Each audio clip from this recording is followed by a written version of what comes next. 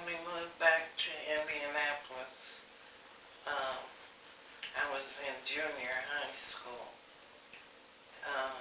The junior high and the senior high schools were only a block from our house, so it was easy for me to get back and forth to school.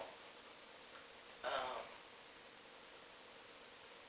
the first day I went to school there, I came home very upset and crying, and I told my mother, I don't like these people.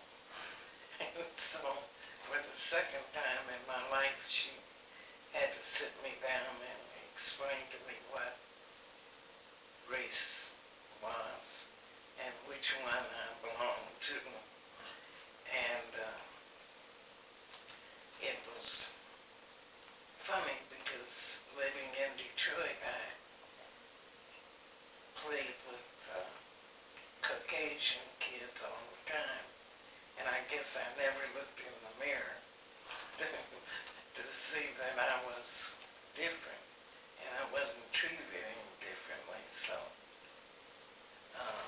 there, the first time race became an issue with me, I remember my mother taking me out on the street.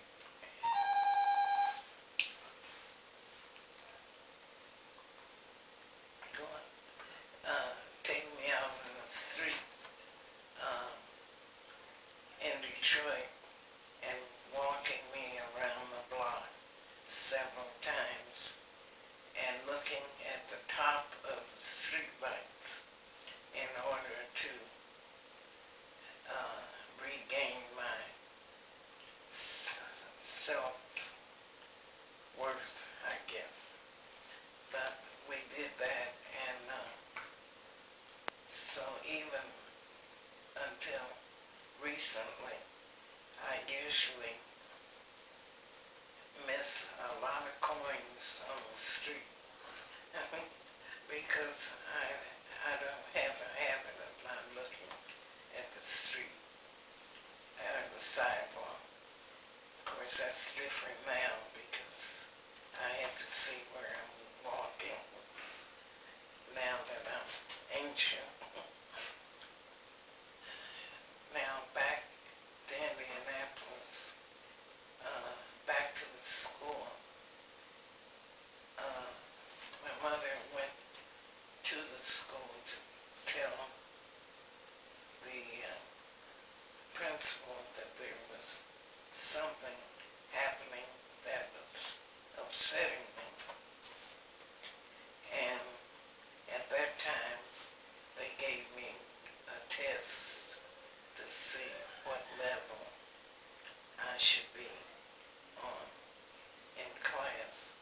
And after that happened, I got in the right section where the kids were studying and were achieving, and the teachers were presenting challenges to us.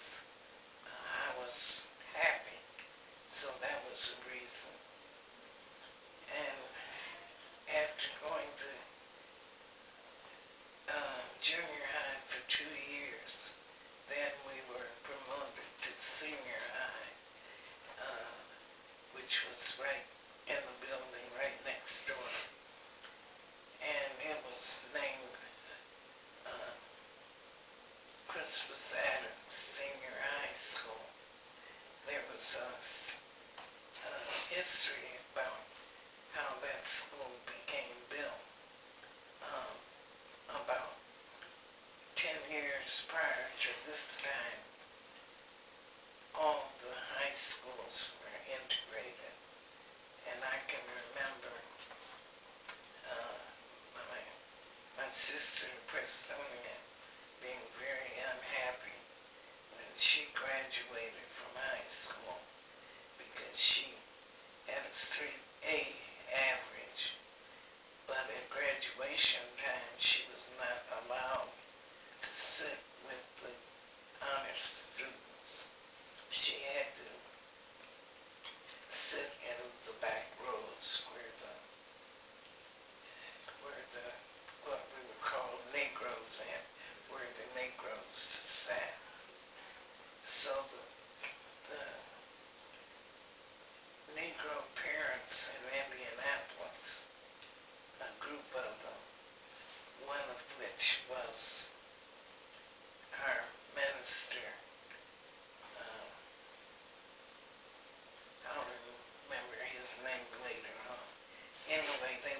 the school board and asked that a black high school be built because the treatment of the black students was doing them more harm than good.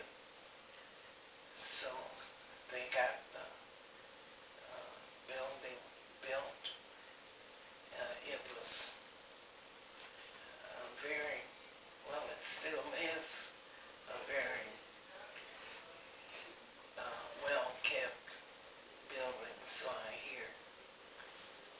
And the teachers who were hired all came from teaching in colleges in the South because that's the only place they could go to get a job.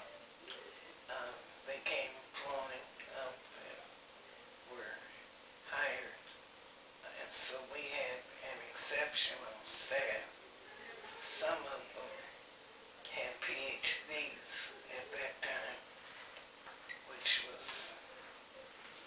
prior to 1927, which was unusual. So they got a superior education there. I graduated in 3.5 years from there. I was supposed to have graduated in 3 years because my older siblings had graduated in 3 years, so I, being the youngest, was supposed to follow their path, but I didn't want to graduate in the winter, so I, for the first time, went against my parents' direction and only would not take a required course of health so I could stay in another semester and graduate in June of 1937. I was fortunate enough to get a 4-year scholarship to Eastern Michigan. My family picked that school because both sisters had gone there. And I was lucky because my father was just living off of rent from the house and his pension from having served in the Army. So, but I got full tuition from the scholarship. So all I had to do was get money for books and other necessities.